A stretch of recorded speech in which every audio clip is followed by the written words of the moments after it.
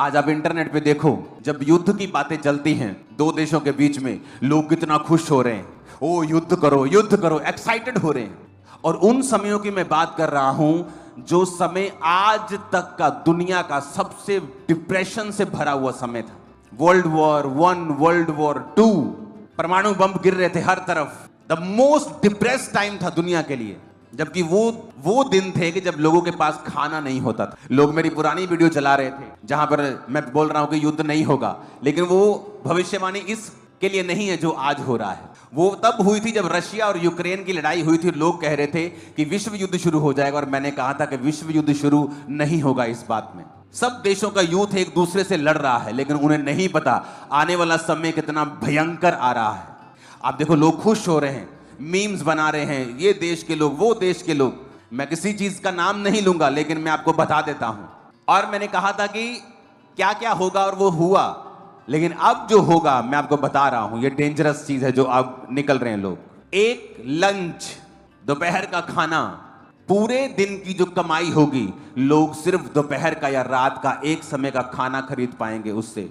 ये समय आ रहा है, आप देख लेना। और ये टीवी पे आएगा। जब युद्ध होगा तो सबसे ज्यादा मीडियम क्लास लोगों का नुकसान होगा और गरीब लोगों का नुकसान होगा, जो सबसे ज्यादा एक्साइटेड है राइट नाउ कि युद्ध हो जाए। क्या ये बड़ा युद्ध होगा? पर मैं आपको बता रहा हूं, जो भी होगा ना, वो इतना डेंजरस होगा कि लोगों की कमाई, जो लोगों का खाना है, वो मुश्किल हो जाएगा लोगों को। अब जो होने वाला है मैं आपको बता रहा हूं, युद्ध छोटा हो, स्ट्रेटेजिक चीजों के साथ हो, एक खास जगह के ऊपर करे कोई, लेकिन मैं आपको इसका रिजल्ट बता देता हूं। एक लंच, पूरे दिन की कमाई के साथ सिर्फ एक लंच आया करेगा। और मैं ये भी बता दूं कि इस देश में ये हालत नहीं होगी इतनी बुरी। इसलिए नहीं कि मैं इस देश का वासी हूं, नहीं, मैं आपको बता रहा हूं, मैं ऐसा नहीं हूं। मैं सबसे प्यार करता हूं, लेकिन मैं आपको बता रहा हूं कि फ्यूचर में डेंजरस चीजें शैतान लेकर बैठा है। और कृपया प्रार्थना करें कि परमेश्वर शांति बनाए रखे। उससे हो सकता है जो चीज बड़ी होनी है वो छोटे पे टूट जाए और खत्म हो जाए। क्योंकि मैंने लंच को देखा है और फुल डे की वेज को देखा है। तो क्रिश्चियन लोगों को ये बात समझनी चाहिए कि हमें प्रार्थना करनी है, हमें प्रार्थना करनी है, मीडिया बुद्धिमान बने। अब उस व्यक्ति की बात करें, जब युद्ध हुए, जब युद्ध के समय चल रहे थे, तो उसने एक वचन पढ़ा कि परमेश्वर कहता है कि अगर तू अपने टाइट को, अपने दशवांत को बोएगा तो मैं तुझे इतनी बरकत दूंगा कि तेरे रखने के लिए जगह नहीं होगी। वो कहता, हाँ, क्या ये वचन आज पूरा हो सकता है? इस सिचुएशन में जब युद्ध हो रहे हैं, इस सिचुएशन में जो दुनिया के पास खाने के लिए नहीं है, क्या ये वचन आज पूरा हो सकता है? उसने 2 अकाउंट खुलवाए, एक अपना अकाउंट जिसमें सैलरी आती थी, और उसने कहा आज के बाद मैं परमेश्वर का टाइथ अपने सैलरी वाले अकाउंट में भी नहीं रखूंगा, क्योंकि वो मेरा पैसा नहीं, वो खुदा का है। उसने दूसरा अकाउंट खुलवाया, अपनी सैलरी का 10% वो दूसरे अकाउंट में रखता था कि 2 दिन बाद भी अगर मुझे देना है तो मेरे अकाउंट में नहीं रहना चाहिए। वो अपने काम को करता गया, अपनी जिंदगी को नॉर्मल बिताता गया। जब आप वचन पे चलना शुरू करते हैं, आप चट्टान पर घर बना रहे हैं। यीशु मसीह ने कहा, जो हे प्रभु मुझे कहते हैं, हर एक जन उनमें से स्वर्ग के राज्य में प्रवेश नहीं करेगा। क्योंकि जो मुझसे प्यार करता है, मेरी आज्ञाओं को मानेगा, और वो उस मनुष्य के समान होगा जिसने अपना घर चट्टान के ऊपर बनाया, जो मेरे वचन पर चलेगा। चट्टान को खोदना मुश्किल है, उस पर नींव डालना मुश्किल है, समय लगता है। चट्टान के ऊपर आप 1 साल में घर नहीं बना सकते हो। तो परमेश्वर ने कहा वो मनुष्य उस व्यक्ति के समान होगा जिसने चट्टान पर घर बनाया, लेकिन जब वो घर बन गया, आंधी तूफान उस घर को हिला नहीं सकते। लेकिन रेत पर जो घर बनाता है वो है जो वचन पे नहीं चलता, बिजनेस के थ्रू ब्लेस होना चाहता है। अब उस व्यक्ति को समझ आ गया कि मुझे ये करना है और लगातार करना है। शादी हुई, बेटा हुआ, बेटा बड़ा हो गया, और बेटे के जीवन में परमेश्वर ने काम किया। उसको एज ए पास्टर परमेश्वर ने बुलाया और उसने सेवा करनी शुरू की। और अब इस व्यक्ति की लाइफ में क्या होता है कि वो जो छोटा बच्चा था, बेटा था, और वो सेवा करना शुरू करता है। अब उसे अपने बाप की गवाही मालूम थी कि उसके बाप ने किस तरह से परमेश्वर में बरकत को पाया है, और उसकी तरह परमेश्वर ने उसके बाप को फाइनेंशियली ब्लेस किया, उसे सेवा में बुलाया, और वो अपने बाप की टेस्टिमनी के ऊपर चलता रहा। और वो कहता था कि कुछ भी हो जाए, टाइथ वो देना भूलता नहीं था।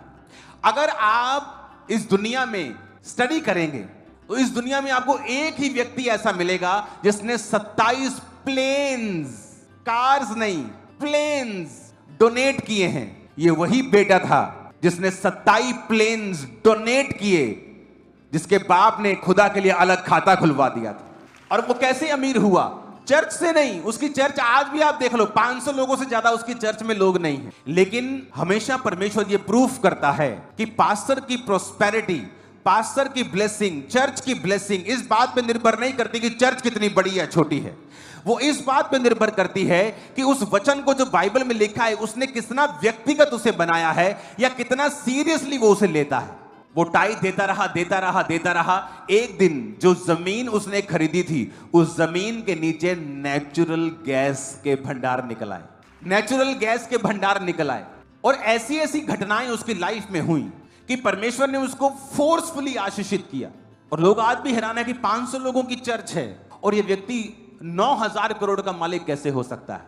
क्योंकि टाइट, बाप टाइट, बेटा टाइट, मिनिस्ट्री टाइट। खुदा ने कहा रखने की जगह नहीं होगी, इतनी बरकत दूंगा। हमें प्रार्थना करनी है कि परमेश्वर शांति को लेके आए, क्योंकि ये 2025 मैंने आपको पहले से ही बता दिया था। अगर आप 31 की मीटिंग को देखेंगे कि जो लोग समझ रहे हैं कि हैप्पीएस्ट न्यू ईयर से हैप्पीएस्ट हो जाएगा, ये ईयर बिल्कुल भी हैप्पीएस्ट नहीं होगा, क्योंकि घटनाएं होती रहेंगी पूरा साल, जो मार्केट को, शेयर मार्केट को अप डाउन करती रहेंगी और जो लोगों की इकोनॉमी को नीचे करती रहेंगी और अलग अलग चीजें होती रहेंगी, घटनाएं होती रहेंगी।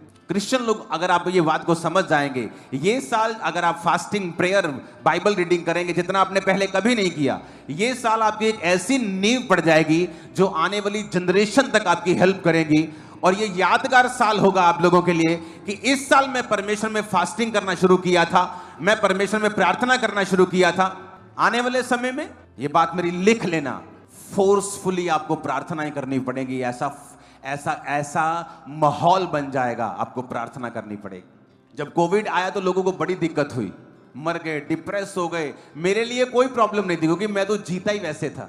यहां चर्च से घर, घर से चर्च, ऑफिस, काम, ये मेरी लाइफ थी। तो मेरी लाइफ बिल्कुल बदली नहीं, क्योंकि मैं पहले से ही परमेश्वर की परफेक्ट विल में चल रहा था। तो मुझे कोविड से कोई दिक्कत नहीं हुई। आज भी मेरा लाइफस्टाइल वही है, क्योंकि जब आप अपना लाइफस्टाइल होली स्पिरिट के बनाए हुए हो कि मेरी ये कॉलिंग है, आपकी कॉलिंग अलग है। जब आप पवित्र आत्मा के चलाए चलते हैं, आपका लाइफस्टाइल परमेश्वर ऐसा कर देता है कि दुनिया में जो कुछ भी होता रहेगा आपको 1% भी फर्क नहीं पड़ेगा, बल्कि आप ऊंचे किए जाएंगे और आजाद किए जाएंगे, क्योंकि ये पवित्र आत्मा आपको बताएगा। आज वचन पे खड़े होने वाले लोग बहुत थोड़े हैं। किसी के पास बेबी नहीं, वो वचन पढ़े, गर्भ का फल यहोवा की ओर से प्रतिफल है। आप चाहो तो इस वचन के ऊपर लड़ सकते हो परमेश्वर से कि प्रभु तेरे वचन में लिखा है। करो 10 साल प्रार्थना, 5 साल प्रार्थना, और खुदा गर्भ खोल देगा, मैं जानता हूं। लेकिन वचन पे खड़े होने वाले लोग नहीं हैं। मुंह से कहते रहेंगे प्रभु कुछ कर, प्रभु मेरे को बेटा दे, मेरे जीवन में बेटी दे, कुछ कर कुछ कर। क्या करे परमेश्वर? वचन पे खड़े हो जाओ, वचन को व्यक्तिगत कर लो कि परमेश्वर कहता मैं टाइट दूंगा तो रखने की जगह नहीं होगी। चलो ठीक है, आज से मेरा डेडिकेशन हो गई। और सालों चली, पीढ़ी दर पीढ़ी चली, और परमेश्वर ने इतना ब्लेस किया कि उस व्यक्ति ने 27 प्लेन्स डोनेट किए। आज भी जिंदा है, 60 साल से प्रचार कर रहा है, 88 साल का हो गया है। अगर आप गूगल पे जाएं तो केनेथ कोपलैंड की गवाही आप पढ़ सकते हैं। इमेजिन करो कि किस तरह से परमेश्वर ने ब्लेस किया अपने लोगों को। आपको ये बात बड़े ध्यान से समझनी है कि जब आप वचन पे चलेंगे ना, कुछ घटनाएं होंगी ऐसी जिन्हें आप नहीं घटा सकते थे, आप घटित नहीं कर सकते थे, वो खुदा ने की हैं, क्योंकि आप प्रभु के वचन से वफादार हैं। कितने मेरी बात को समझ रहे हैं? और हम हैरान होते हैं कि जब आप वचन के ऊपर चलना शुरू करते हैं, आपको लोगों के पैसों की जरूरत नहीं, खुदा ऐसी घटनाएं करेगा, आपको बढ़ा देगा। उसने जमीन ली, नीचे नेचुरल गैस निकल आई, जमीन ली, जमीन के रेट बढ़ गए। किसने किया? परमेश्वर ने। कहता मैं योजनाएं बनाऊंगा, मैं योजनाएं बनाऊंगा, तुम्हें ब्लेस किस तरह से करना है। तुम्हें चोरी करने की जरूरत नहीं, डाका मारने की जरूरत नहीं, लोगों के हाथों की ओर देखने की जरूरत नहीं। हालेलुया। परमेश्वर फिर आपका इंतजाम करता है और वो आपको प्लान करता है किस तरह से आप बढ़ें, किस तरह से आप आशीषित हों। आज भी मेरा टाइट अलग रखता हूं, अपने पैसे वाले बक्से में डालता तक नहीं हूं, या अगर बैंक गए हैं तो डालता तक नहीं, उन्हें अलग कर देता हूं उसी दिन, और वो अलग जगह होते हैं। हालेलुया। आज लोगों को परमेश्वर के वचन से वफादारी करना नहीं आता है। अगर वो वफादारी करते तो आप ये भूल जाओ, आपका रेगुलर वर्क आपको अमीर कर देगा। और हमें ये बात समझनी होगी कि हम अपने रेगुलर काम से अमीर नहीं हो पाएंगे, ब्लेस नहीं हो पाएंगे। हमें परमेश्वर के किसी स्पेशल हाथ की जरूरत होगी जो हमें ब्लेस करे। कितने मेरी बात को समझ रहे हैं? हालेलुया।